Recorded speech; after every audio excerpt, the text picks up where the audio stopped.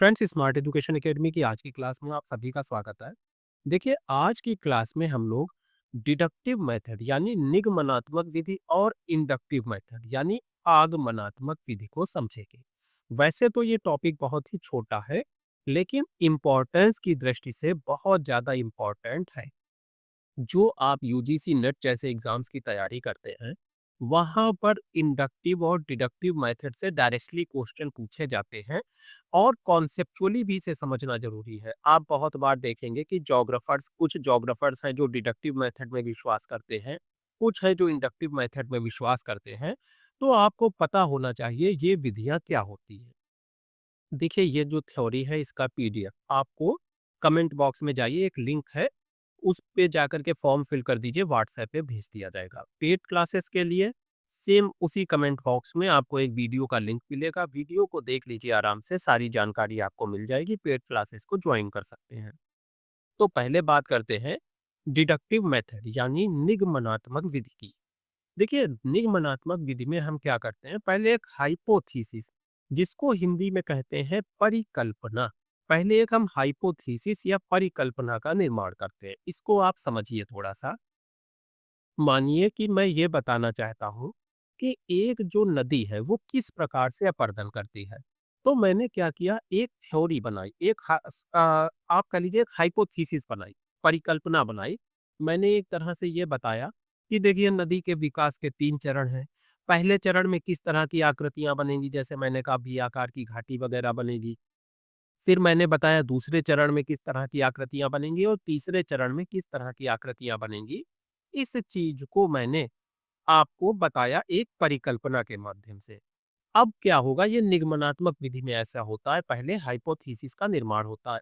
अब मैंने जब परिकल्पना दी है, तो आप कहेंगे कि इसका प्रमाण क्या है, यानी कि ये किस तरह से आप इसको वेरीफाई करेंगे, प्रूव किस तरह से करेंगे।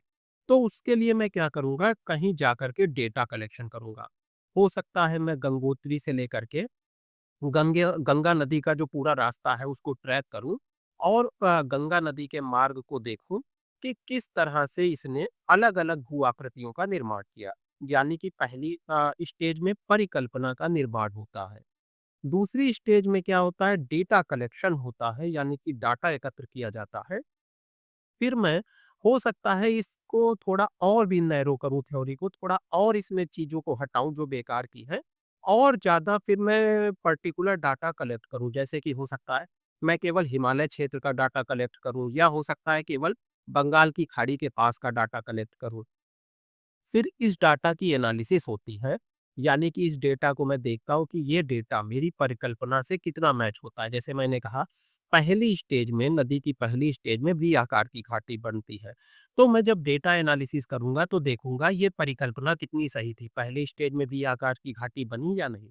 और इससे क्या होता है, आखिरी में कंफर्मेशन होता है परिकल्पना का, यानी परिकल्पना सही है या गलत है, इस चीज का कंफर्मेशन होता है। अगर परिकल्पना सही है तो ठीक है, नहीं सही है तो हम क्या करेंगे, फिर से एक परिकल्पना में सुधार करेंगे, नई परिकल्पना मानेंगे, फिर डाटा कलेक्शन, डाटा एनालिसिस, फिर से वही चक्र चलेगा।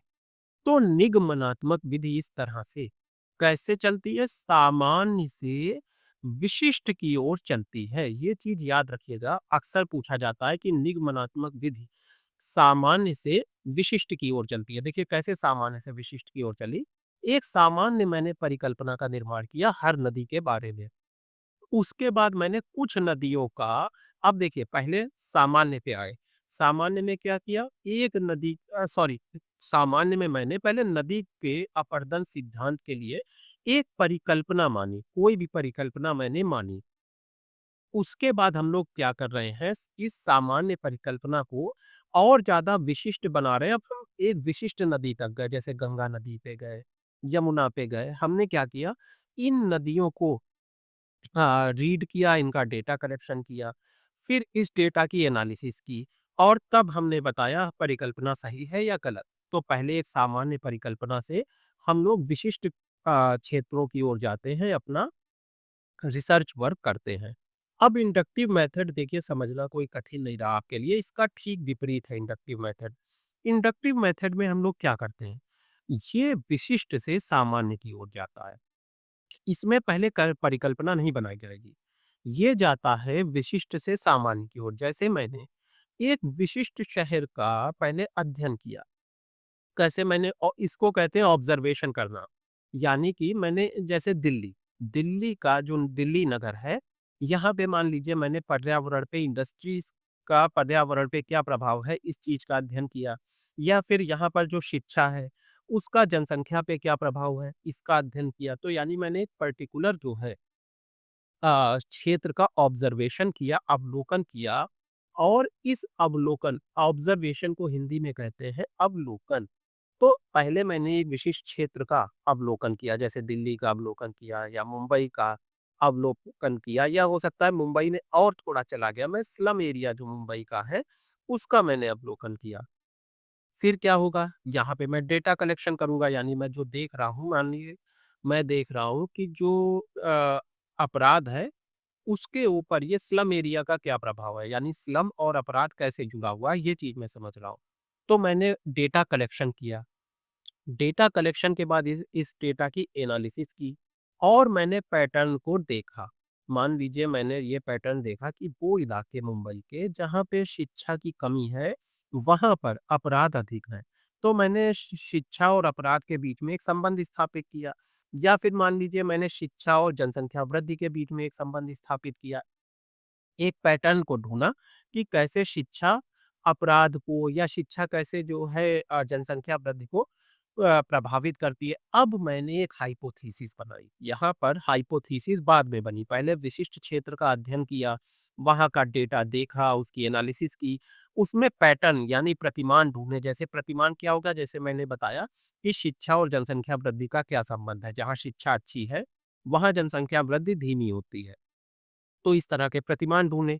फिर मैंने एक हाइपोथेसिस यानी परिकल्पना का निर्माण किया और परिकल्पना का निर्माण करने के बाद मेरी एक थ्योरी तैयार हो गई यानी एक विशिष्ट थ्योरी, एक सिद्धांत हमने तैयार किया। तो हम लोग कैसे गए? विशिष्ट से सामान्य की ओर गए। सिद्धांत हमने आखिरी में तैयार किया, परिकल्पना आखिरी में निर्मित की। पहले क्या किया? ऑब्जर्वेशन किया एक विशिष्ट क्षेत्र का। डिडक्टिव मेथड निगमनात्मक विधि में क्या किया था? पहले एक परिकल्पना तैयार कर ली थी, फिर क्षेत्रों का ऑब्जर्वेशन किया था, जैसे नदियों का ऑब्जर्वेशन किया था, डेटा कलेक्शन किया था और तब हमारी परिकल्पना टेस्ट हो पाई थी कि परिकल्पना सही है या नहीं। अगर सही है तो एक थ्योरी बन गई। जैसे कि नदी अपरदन चक्र डेविस का। तो ये थ्योरी कैसे बन गई? जब परिकल्पना को सही पाया गया। तो ये डिडक्टिव मेथड हो गया और इंडक्टिव मेथड हो गया। जैसा मैंने कहा यहाँ से क्वेश्चन बहुत आते हैं, तो इसको आप रिवाइज करते रहिए, नोट्स बना लीजिए। जो ये नोट्स हैं ये भी आपको उपलब्ध रहेंगे। अब हम लोग अपनी अगली क्लास में मिलेंगे।